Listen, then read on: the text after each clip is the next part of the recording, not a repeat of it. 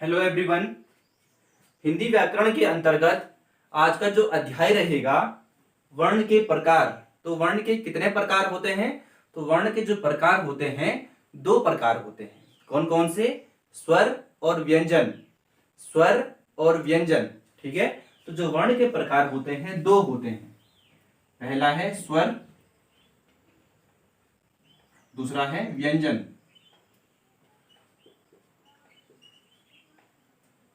ठीक है, यानी कि जो स्वर होते हैं वह स्वतंत्र होते हैं और व्यंजन स्वतंत्र नहीं होते हैं। स्वर क्या होते हैं? स्वतंत्र होते हैं और जो व्यंजन होते हैं वह स्वतंत्र नहीं होते हैं। ठीक है, स्वतंत्र नहीं होते हैं। तो अगर मैं इनकी परिभाषा की बात करूं, किसकी? स्वर की, तो स्वर स्वतंत्र होते हैं, यानी कि वे वर्ण जिसे बोलते समय किसी अन्य वर्ण की सहायता नहीं ली जाती हो उसे कहते हैं स्वर।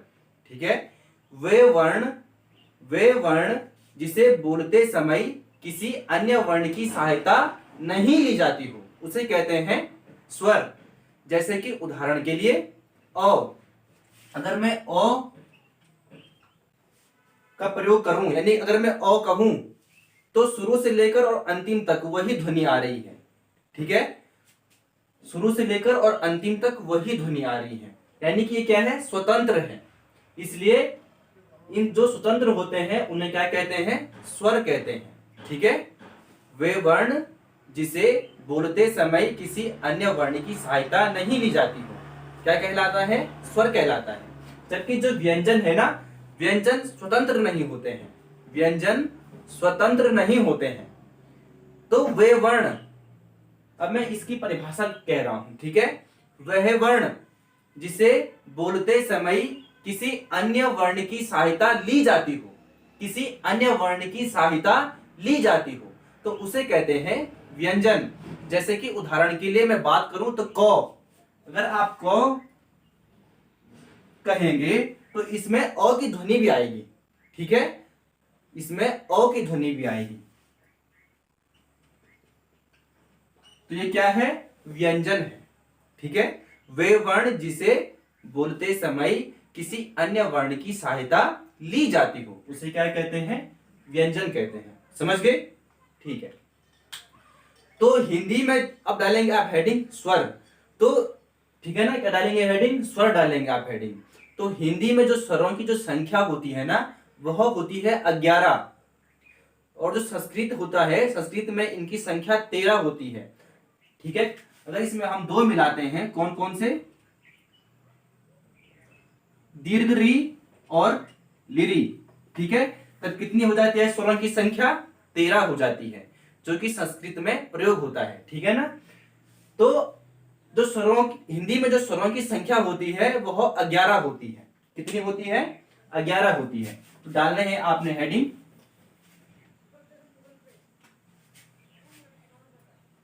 स्वर, यानी कि स्वरों की जो संख्या होती है हिंदी में वह होती है 11।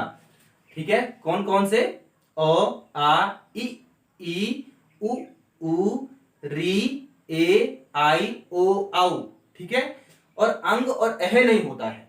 ठीक है, इन्हें कहते हैं अयोगवाह। क्या कहते हैं? अयोगवाह कहते हैं। ठीक है, तो संख्या कितनी होती है? 11। कौन कौन से? अ, आ, ई, उ, री, ए, आई, ओ और आओ। ठीक है, ये क्या है? स्वर हैं, जिनकी संख्या कितनी होती है? 11 होती है। अगर इसमें हम दो मिलाते हैं, कौन कौन से? दीर्घ री और लिरी, तब कितने हो जाते हैं? 13 हो जाते हैं, जो कि संस्कृत में प्रयोग होते हैं। ठीक है, तो जो ए, आई, ओ, आउ हैं, लास्ट के जो ए, आई, ओ, आउ हैं, इन्हें कहते हैं संयुक्त स्वर। क्या कहते हैं? इन्हें कहते हैं संयुक्त स्वर कहते हैं इन्हें। ठीक है, यानी कि ए आई ओ आउ, ये क्या है? ये है संयुक्त स्वर। अगर आपसे प्रश्न इस प्रकार से पूछा जाता है कि संयुक्त स्वरों की जो संख्या होती है वह कितनी होती है, तो 4 होती है। कौन कौन से? ए आई ओ आउ। ठीक है,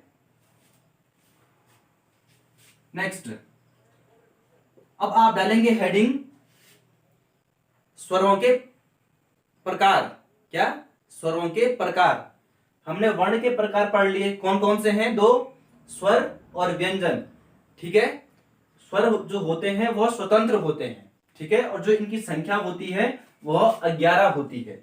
और जो ये 4 हैं, ए आई ओ आउ, ये क्या है? ये है संयुक्त स्वर। ठीक है, तो अब आपने डालना है हेडिंग स्वरों के प्रकार। स्वरों के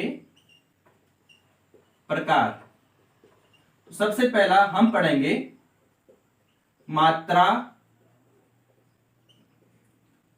या उच्चारण में, मात्रा या उच्चारण में लगने वाले समय के आधार पर, समय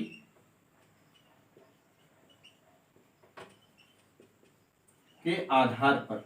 ठीक है, मात्रा या उच्चारण में लगने वाले समय के आधार पर क्या पढ़ेंगे हम? स्वरों के प्रकार पढ़ेंगे। ठीक है, सबसे पहला ये।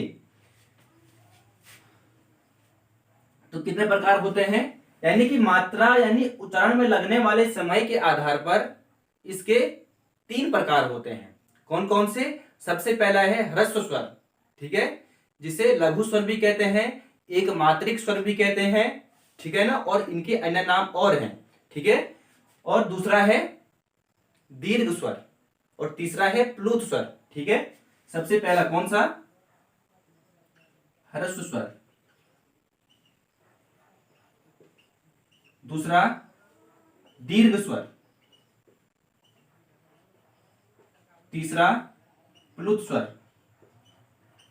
ठीक है, यानी कि मात्रा यानी उच्चारण में लगने वाले समय के आधार पर इसके 3 प्रकार होते हैं, ह्रस्व स्वर, दीर्घ स्वर और प्लुत स्वर। तो जो ह्रस्व स्वर है इसे हम लघु स्वर भी कहते हैं। ठीक है, इसे हम छोटा स्वर भी कहते हैं और इसे हम एक मात्रिक स्वर भी कहते हैं। यानी कि जिसमें केवल एक मात्रा होती है उसे क्या कहते हैं? ह्रस्व स्वर कहते हैं। ठीक है, और इसे मूल स्वर भी कहते हैं, इसे मूल स्वर भी कहते हैं। तो जो मूल स्वर होते हैं ना, वह स्वर संधि में प्रयोग नहीं होते हैं। ठीक है, आपने लिखना है। वैसे तो मैं आपको पढ़ाऊंगा कि जो मूल स्वर होते हैं वह स्वर संधि में प्रयोग नहीं होते हैं। ठीक है ना, यह है दीर्घ स्वर। तो इसे हम गुरु स्वर भी कहते हैं। लघु का विलोम क्या होता है?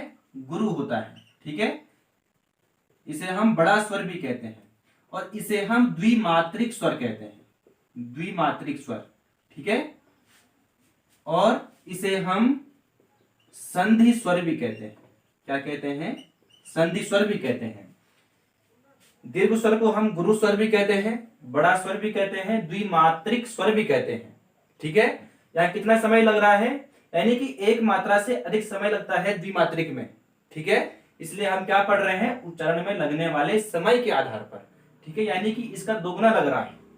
ठीक है, और इसे संधि स्वर भी कहते हैं। तो प्रश्न ये है कि जो ह्रस्व स्वर है इनकी संख्या कितनी होती है? तो इनकी संख्या होती है 4। कितनी होती है? 4 होती है। कौन कौन से? सबसे पहला है ओ, मैं इसे मिटा रहा हूं। ठीक है,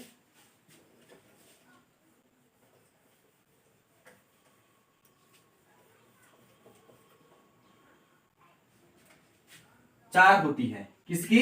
ह्रस्व स्वर की जो संख्या होती है वह 4 होती है। कौन कौन सी? ओ, छोटा ई, छोटा ऊ और री। ये 4 क्या होते हैं? ह्रस्व स्वर होते हैं। इसे लघु स्वर भी कहते हैं, छोटा स्वर भी कहते हैं, एक मात्रिक स्वर भी कहते हैं और इसे मूल स्वर भी कहते हैं। ठीक है, और जो दीर्घ स्वर है, ठीक है, जो दीर्घ स्वर है इनकी संख्या होती है सात, कौन कौन